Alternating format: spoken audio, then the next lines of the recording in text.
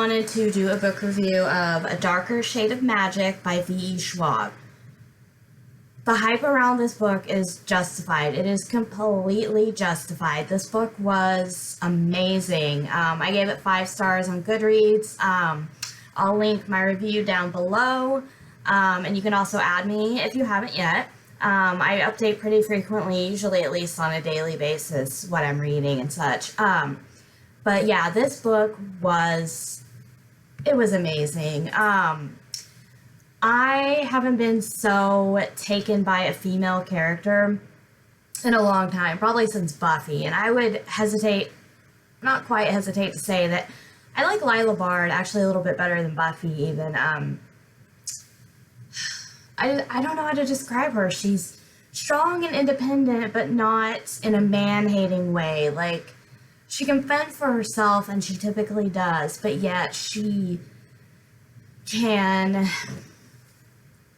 partner up with people and collaborate, and she does with I'm assuming this is him on the cover, with Kel, who is the Antari, and they are a dying breed of people basically born out of magic, and they typically are taken in by the royalty and used, in the case of the evil ones, as like a vessel basically, and in the case of Kel, just as raised in the palace almost as a son and just kind of almost like a royal mascot in a way. And basically in this story, there are 4 different Londons.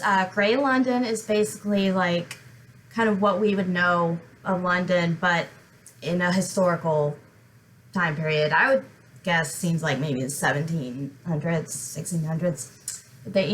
It's fantasy, so you don't really know.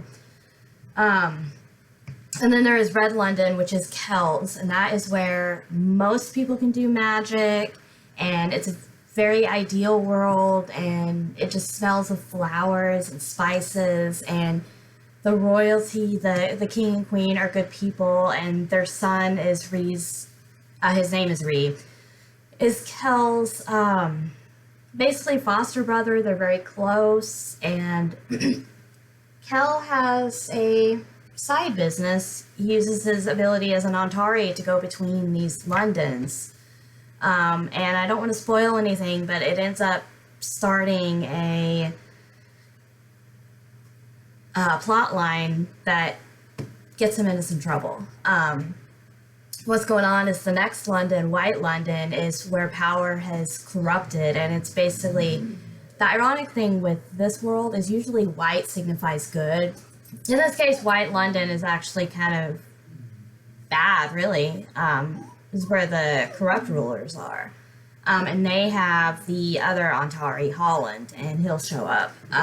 It is one that was walled off. It was just completely bad.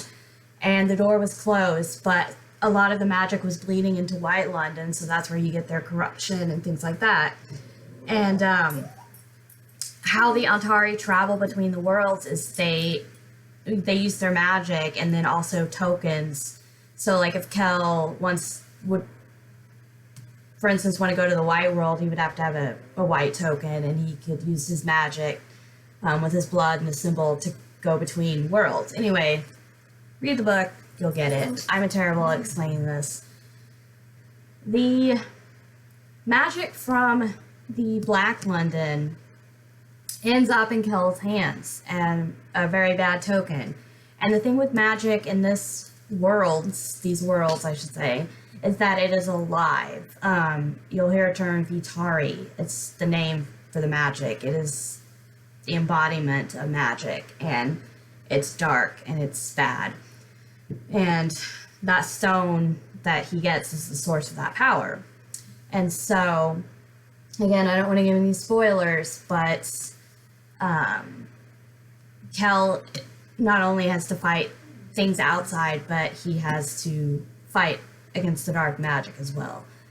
And the whole time, Lila is there with him as an equal, as a partner. I was just really impressed with this portrayal of a female character. And, you know, I consider myself a feminist, so that's really important to me. And I was just I was really impressed with Lila a lot, and I am excited to pick up the next book. There is this particular copy, I don't know if they all do, it has a preview of A Gathering of Shadows, and I looked it over and I'm really excited.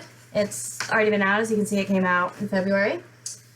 So I highly recommend this. In my Goodreads review, if you like pirates, magic, multiple dimensions, I mean, that's not exactly what this is, but, you know, corrupt rulers, it's almost got like a fairy tale kind of quality to it, which I don't normally like, but the magic and the world jumping and the 4 different Londons, like, it was just incredible. And what's funny is, I mean, there's a little bit of hinting, I don't, again, no spoilers, but it's not a thing where, well, to end the happily ever after, she ends up in his arms, you know, like, it's, I don't know, they part out of respect, and she goes off on her own again, and I'm very, very impressed. So I definitely can recommend, especially if you're tired of this same old tropes. And I'm pretty sure this is not YA, but it's younger adult. Like, it's definitely not new adult. It's like adult fiction, but the characters are younger.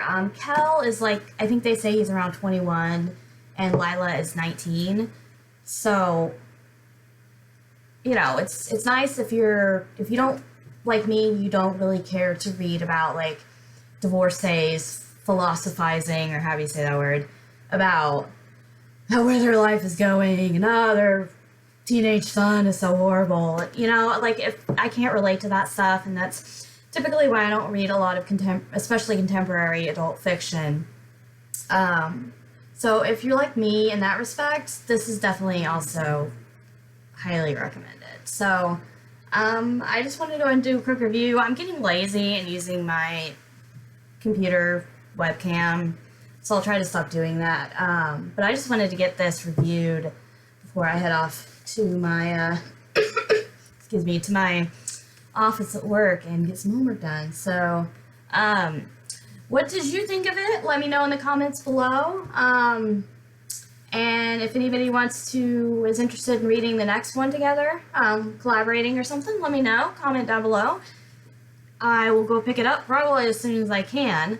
And I'm going to get started on that once I get some homework turned in. So I hope you guys have a good evening, day, whatever time of day you're watching this. I will see you guys later. Bye.